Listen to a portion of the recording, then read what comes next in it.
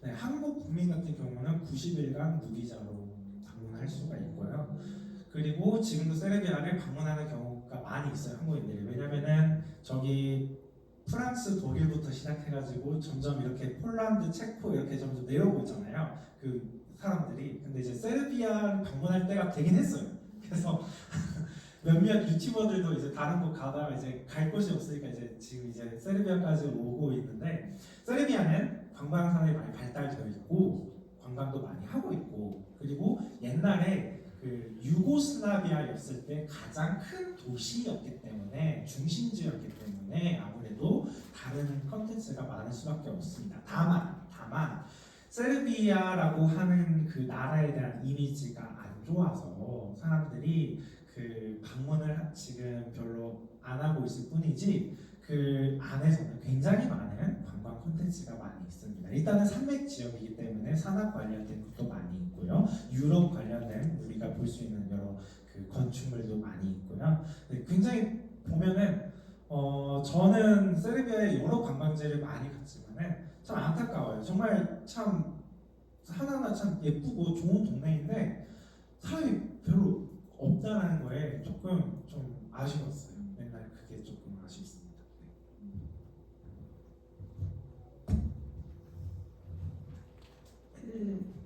아까 수업 들을 때 현대 문화도 있고 유럽풍의 문화도 있고 사회주의 문화도 볼 수 있다고 하셨는데 구체적으로 사회주의 어떤 문화가 있는지 궁금합니다.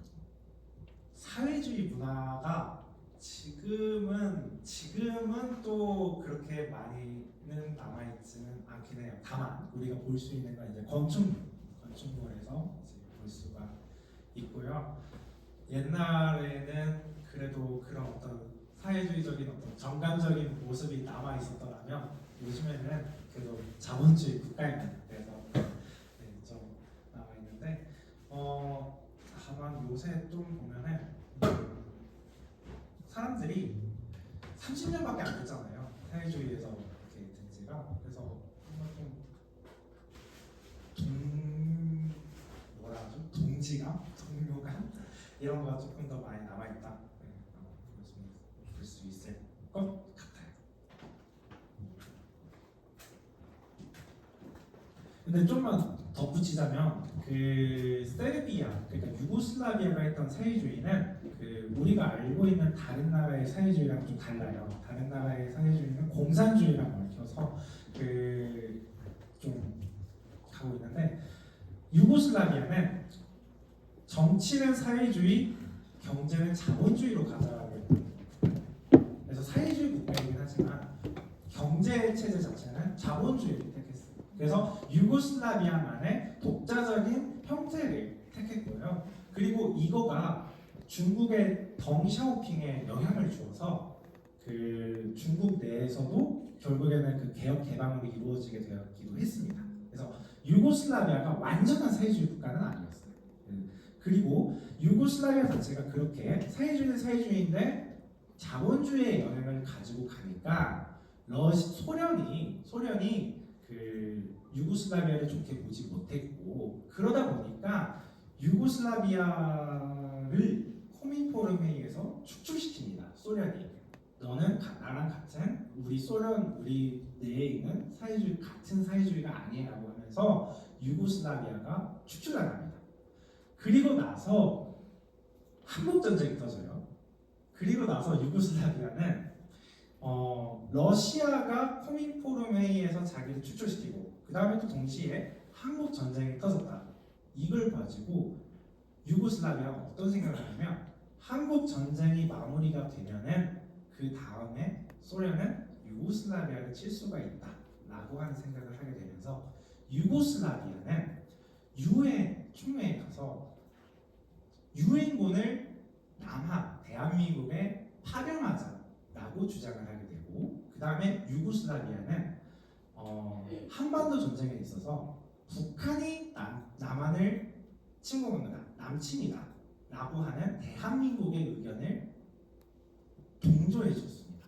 그래서 유고슬라비아는 한국 전쟁에 있어서 유일하게, 사회주의 국가 중에서 유일하게 대한민국의 편을 들어준 나라입니다. 안녕하세요. 결교육대학교 4학년 재학 중인 안예은이라고 합니다. 너무 새로운 국가에 대해서 알게 되어서 너무 유익했던 시간이었던 것 같아요. 질문하고 싶은 게 몇 가지 있었는데 제가 작년에 유럽의 스페인에서 교환학생을 하면서 굉장히 다양한 국가의 사람들을 만나봤는데 한 번도 세르비아에서 교환학생을 왔다 아니면 내가 뭐 여행을 하러 왔다 하는 걸 본 적이 없었던 것 같아요.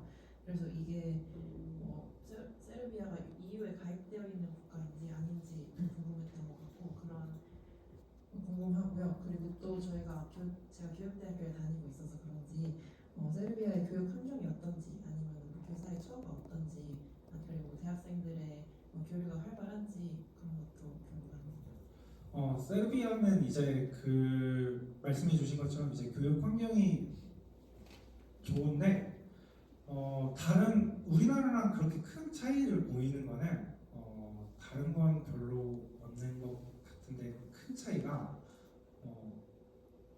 제가 생각했을 때는 선생님의 지위가 좀 다른 것 같아요. 그러니까 뭔가 한국에서는 교사와 학생이 그 조금 뭐랄까 좀 친구 같은 잘 느낌은 잘 모르겠는데 근데 세르비아 같은 경우는 교사가 교실에 들어가기 전까지 학생들의 일렬로 딱 줄 서 있어요. 그리고 교사가 들어가기 전까지는 그 학생들이 교실에 들어가지 않아요. 그리고 교사와 학생들 간에 이렇게 좀 인류 평등하게 대화한다는 것 자체가 세르비아 문화에서는 아직 있을 수가 없는 일이에요. 네. 그래서 좀 보면은 그것이 초등학교가 되었든 중학교가 되었든 고등학교가 심지어 대학교가 되었더라도 이 그 교사와 학생 간의 그 거리가 좀 많이 엄격한 편입니다. 세르비아가. 네, 그게 좀 있고요. 그 다음에 세르비아는 유럽연합이 아니에요. 네, 아닌데 지금 현재 유럽연합 후보지국에 있고요. 근데 지금 가장 그 첨예하게 그 갈등하고 있는 부분이 세르비아의 남쪽에 있는 코소보 문제를 해결하라가 그 유럽연합 및 서방의 주요 이야기거든요. 코소보를 빨리 정리해라, 코소보 갈등을 빼라 이렇게 하고 있는데 그러면은 사실 이제 세르비아의 입장에서는 코소보를 포기하고 코소보 그냥 독립국가로 인정해주고 그러면은 나 그냥 유럽연합 갈게 이렇게 하면은 세르비아 입장에서 굉장히 편한데 세르비아는 코소보의 독립을 인정하지 않고 있어요. 세르비아는 이유가 뭐냐면 세르비아 종교회가 핵심입니다. 세르비아 사람이 누구냐라는 거는 세르비아 종교회로 판단합니다. 세르비아 종교회가 세르비아의 문화를 만들었고 세르비아어를 만들었고 세르비아의 역사 그 자체입니다.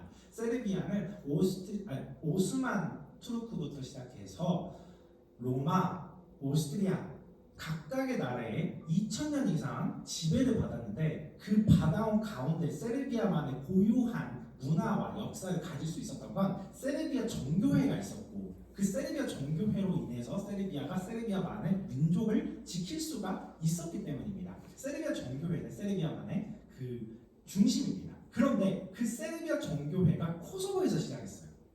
세르비아 종교회의 성지가 코소보입니다. 그러면 사실상 세르비아인들의 성지가 코소보예요. 세르비아인들의 심장, 중심이 코소보예요. 그러면 이 사람들에게 있어서 코소보는 그냥 단순히 그냥 이런 어떤 그냥 어떤 그런 느낌이 아니라 정말로 이 사람들에게 있어서는 민족적 중심이 된 거죠. 이거를 넘길 수가 없는 거죠. 세르비아의 입장에서는 그게 있습니다. 질문 하나만 더 하자면 네. 단순한 질문인데 그 세르비아에 유학을 가셨다고 하셔서 한국 사람들이 얼마나 있는지 그리고 한국에는 또 세르비아 사람들이 얼마나 있는지 한국에는 세르비아 사람들이 84명 정도 있고요. 2024년 12월 기준으로 84명이 있고요. 세르비아 사람들이 한국에. 그 다음에 지금 세르비아에 있는 한국인은 120명 정도가 있습니다.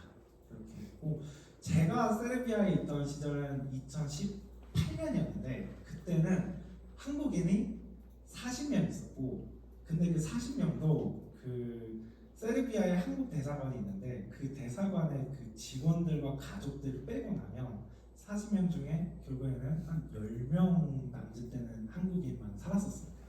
그때는 한국인도 없고 중국인도 없고 거의 길거리 가면은 아시아인이 저밖에 없었어요.